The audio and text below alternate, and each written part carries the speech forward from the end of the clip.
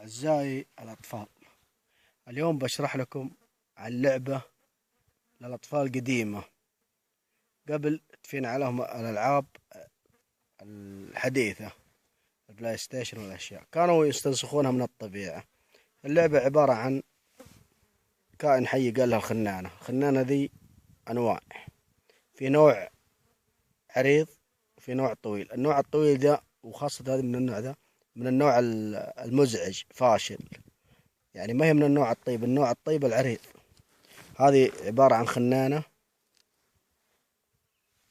وشوكة، شوك سمر، ودمنة بعير مخروقة، وعود. هذه الخنانة ينزع رجلها قدمها الأخيرة ويوضع فيها الشوكة بهذه الطريقة.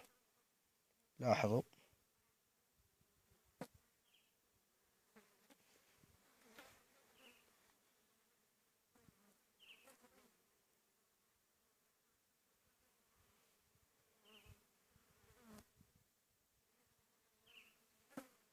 بهذه الطريقة توضع، ثم نضع الطريقة الأخرى، نضع العود داخل روث الإبل أو اللي هو الدمن حق الإبل. دمن الإبل طبعا ذا نظيف، فنضع الشوكة نغرزها داخل، فتصبح الآن اللعبة تقريبا شبه ما ركبناها كويس.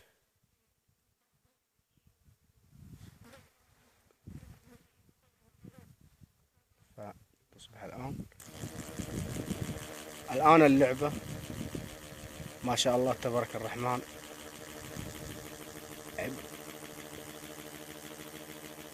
فيستمتعون بها أطفال أيام زمان. فتلاحظون كيف تعمل هذه اللعبة من الطبيعة.